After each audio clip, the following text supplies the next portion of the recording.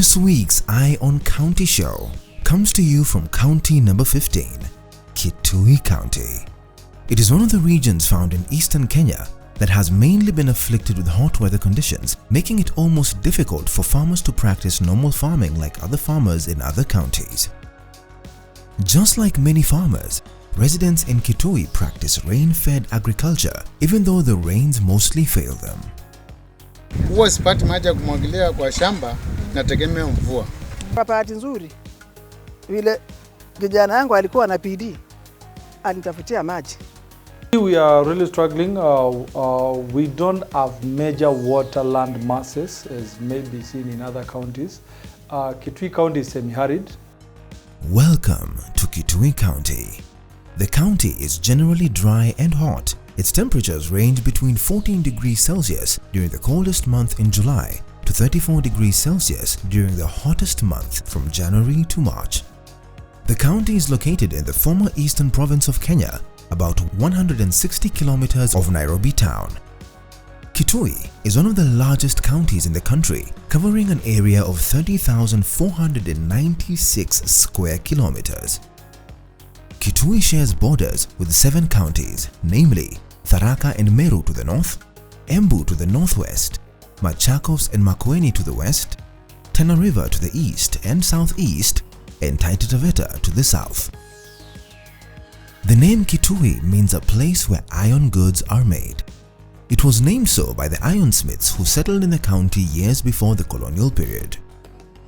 The main residents in Kitui County are the Kambas, the 5th largest tribe in Kenya.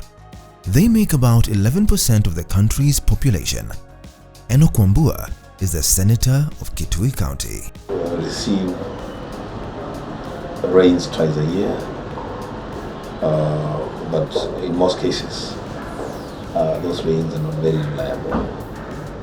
So crop farming has been a challenge for my county for a long time. What seems to be doing well, though it has not been properly structured, is livestock keeping, especially ranching and rearing of goats. And that's exactly what we are trying to do, to structure it to suit our reality. According to law and the constitution, is that I will only provide oversight role on the county government expenditure and programs. But I went around and told my people that that is too limiting for me. Yes, I want to do oversight. I want to lobby for more funds to go to Kitui County. But I also want to get involved in changing the lives of my people. One of the things that I said I want to do is to make sure that we have cooperative societies, not just for farming, but even one of the ideas that I have, and I am really working towards it, is to get to a point that we have a bank of our own, and we can do it through cooperative societies. And so my working with the county government of Kitui is such that I have ideas on what I think is good for my people as an elected leader. And once I'm rolling out those ideas, I bring on board the respective ministries from the county government of Kitui. Emmanuel Kisangao is the CEC in charge of agriculture in Kitui County. I am Emmanuel Kisangao, the County Minister for Agriculture, Water and Livestock Development for the County Government of Kitui. Yes, Kitui is a semi-arid land where we have little rains, but very good soils and a lot of land. Kitui covers 30,570 square kilometers of land, stretching from Mad River to Tana River. So farmers here practice mainly dry planting, dry land farming, where they plant when it rains, and the crop grows using rainwater. But of course, farmers who are near those 2 rivers, they also practice irrigation. Mainly, farmers have been using basic tools of farming. They have been using oxen plowing, and some who cannot access oxen plow, they have been plowing by hand horse. But since we came into office, we are changing this approach in farming to mechanization, where you can be able to work on land, you can be able to till more land in a day, and even till it effectively to support crop growing. So we are using now tractor plowing.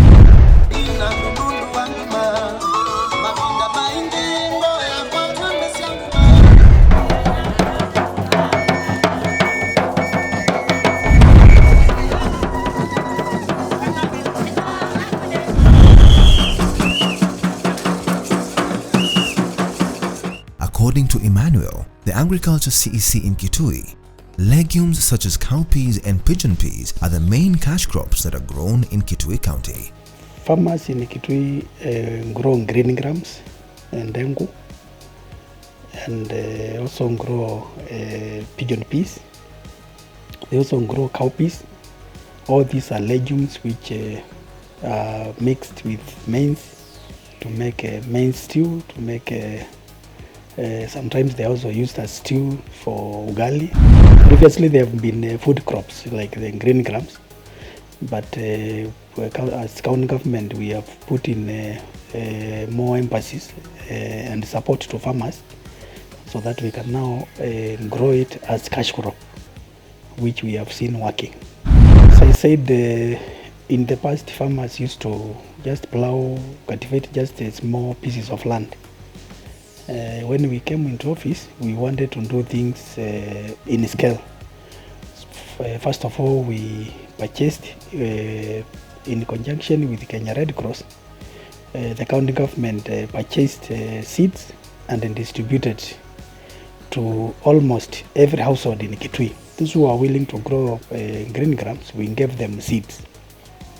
So we wanted to reach as many farmers as possible with the seeds.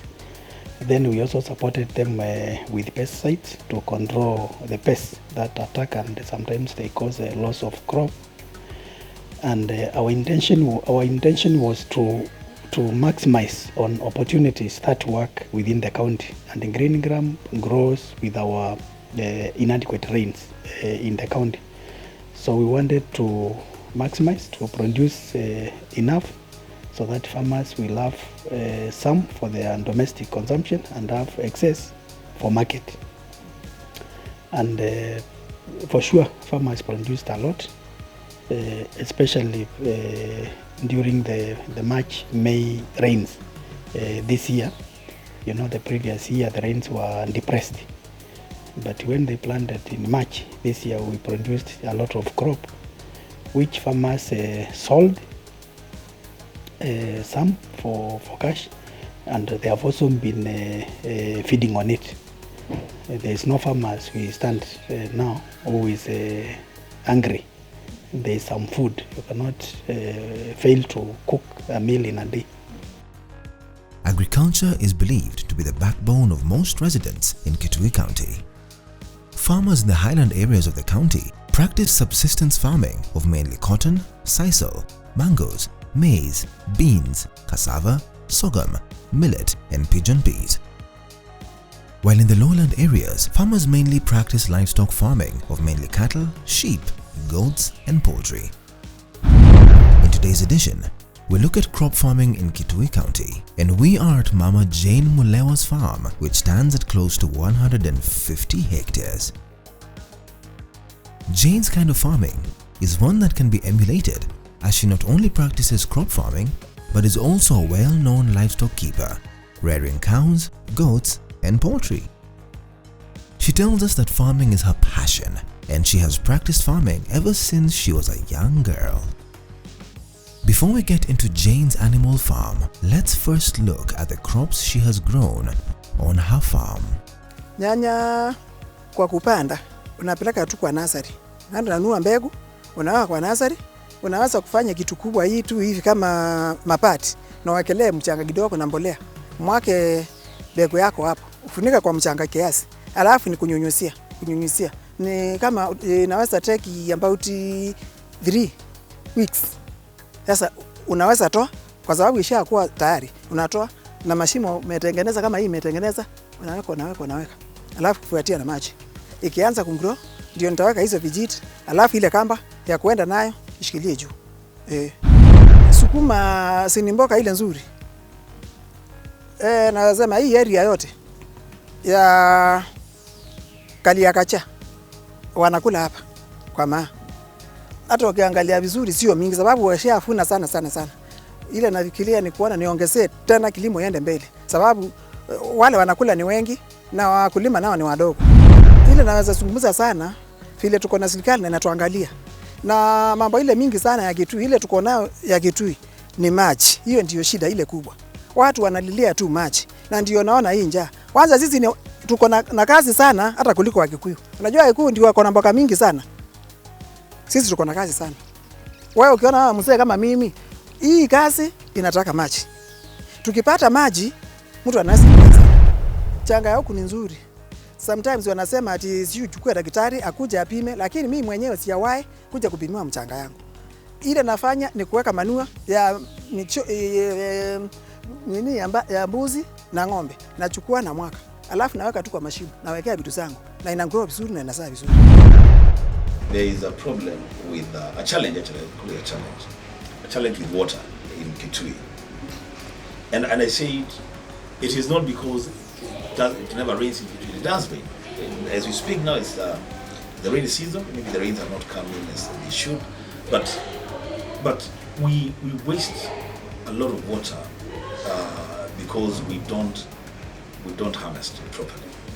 I know that the county government of Kitui has tried the much they can. They are buying water tanks, distributing them to schools. It's a good effort, which needs to be commended. But it must be remembered that really it cannot be enough, because the bulk of the water that we lose is not the one that runs from our roofs. It's the runoffs, on the roads, in our rivers. That is the water that we need to harvest in large quantities. The other crops that we are now focusing on currently is horticultural produce, the vegetables. We have areas in Kitui where there is water in the valleys, where people can access water and they can grow these horticultural crops. As a county government, we have supported farmers to plow those plots where they grow these horticultural crops. We've also purchased horticultural seeds, tomatoes, onions, capsicum, kales, and then distributed to those farmers whom we have also plowed land for, and they are planted. The seedlings have come out very, very well. They are now in the process of transplanting, and we are hopeful that they will produce. We have supported over 20,000 farmers who live in those areas with water, and we are hopeful that we will get in excess of 2 billion from horticultural produce. We have quite a big shortage of water in the county, but we as the county, the national government and other development partners are keen on getting water for domestic use, water for agricultural use, and water for all the other uses we want to believe in. There is water will be required for household level, sanitation issues, household issues, cooking food and all that. We need water for our livestock, and we also need water for our crops. The county relies heavily on rain-fed agriculture, and I'm sure when you meet my counterpart in the agriculture, I will give you on the different technologies. We apply either water that have been abstracted underground through boreholes, or water that has been abstracted through what we call the subsurface dams and shallow wells, or water that has been collected through surface runoff, that is the earth dams or the earth pans. or water that has been harvested through raw catchment or roof catchment. But basically our main focus, especially in this manifesto, is really getting water for the people to use. There is a bit of water for agriculture, but not as a major one. We only rely on rain-fed. We have two major rain seasons in Cumberland. The long rains, that is March, April, May, and the short rains, which are the October, November, December. Despite the naming of the rains, the short rains are the most reliable rains that for crop production in Ukambani region. So we miss the short rains we are done for a whole year. But basically we are also seeing advisories going to our farmers on getting fast maturing crops and also drought resistant crops. Speaking of cultivating drought-resistant crops, Jane has planted cassavas on a major part of her piece of land. She says she chose to plant this kind of crop because it is most suited for the kind of climatic conditions in Ukambani. Mea kwa itaki maji mingi. Ni kiasi tu. Mvua ikija, shisha grow. Wewe ni mapenzi yako nyunyizie maji kama uko nayo. Hii ni kitu ya kumbulia sana ukame na ni nzuri sana huku kwetu. Unajua ikiwa kubwa na kuwa na ile kifuri inakaa hapa. Siwezi kagrow vizuri. Nikakatakata nikaweka hapo. Sasa mtu akitaka nakata tu hivi kiasi namuuzia. Hii ni 20 kafunga moja. Hii ni 20 napata kitu. Hiyo ukienda kwa shamba ushachimba. Ukichimba unaweka chini kwa mchanga. Unafanya tu hivi ingie ndani. Hiyo ndio mwa kupanda. Haya, sometimes ukiwa na ng'ombe hii ya kupalilia kama vile unaweka moja kwa mtalo ile ya mini, unaweka kiasi. Ng'ombe anakuja nafunika. Mvua ikinyesha inatoka. To develop well, cassava roots need free soil that has been loosened by the plow or hoe. The cassava crop is usually grown on mounds or ridges. It is usually planted straight or slanting, leaving only 2 or 3 buds above the ground. The rows are usually between 1 to 1.5 meters apart, and the spacing between the plant is 1 meter apart. A cassava crop takes close to 18 months for it to fully mature and begin bearing fruits. Nduma meoko kitaka, we unachimba, unatingiza, unatoa yote. Sababu kiwacha itakuwa na chungu. Inakuwa ile chungu. Sasa unatoa tu yote. Kama ni kupika, unakatakata, unatoa makanda yake. Nzuri sana ukunywa asubuhi na chai. Kama ni kuuza, napeleka kwa soko, unauza. Mimi naweka tu pale kwa maji. Mama akija kuchota maji hapo, ma, uko na miogo? Haya niuzie. Apart from consuming the plant's tubers, Jane also revealed that the leaves of the crops can also be eaten. Hii ni mboga. Wewe ukitoa, unaenda shamusha ile ya kwanza maji na mwaka mboga. Sababu najua kuna ukame sana na mboga kupatikana ni ngumu. Hata ngwashi ni mboga. Tushasoma hiyo yote kwa maliza. Huko kwa hivyo. Bila naweza kuambia kwanza sana hao wajane. Unajua ukiwa na bwana anaweza tu kukuletea kitu kama maziwa ama akuletea tu kitu kingine kama kamkate ya asubuhi, lakini wewe ukiwa mjane uko peke yako na Mungu. Ila naweza kuambia waweke bidii kwa kazi. Mtu akisema ati vile nimewachwa sasa ni wakati wangu wa kutembea, wewe vile uliwachwa, enda kwa kanisa. Ingia kwa kanisa, fanya kazi kwa kanisa, Mungu hapo ndio utabarikiwa. Ingia kwa shamba, peana mikono yako kwa Mungu na atakubariki. Na wewe ukiwa tu kwako, wewe ni kama tu taiku. Sababu kama unataka mboga, si unakata kwa shamba. Wewe na unauza maziwa, umeuza tunda, umeuza mboga. Kama unataka nyama, robo zinakutosha. Unafunga kuku zako. Unachukua kuku hapo na kula. Na utaonekana mama mwenye heshima. Utakuwa mama wa kusema ati si uninunulie kasoda hapa. Sijui hata sina sabuni hata kutafuta. Wapi? Wewe ukienda Kitui unakaa tu kwa mbuchari kama wale matajiri. Some of the diseases that attack the cassava crop include mosaic disease, which mainly affects the leaves of the crop. Another disease is called root rot disease. The disease mainly affects the roots of the crop, making them soft and causing them to give off an unpleasant smell. Lastly, the bacterial blight, which infests the internal parts of the cassava leaves and stems.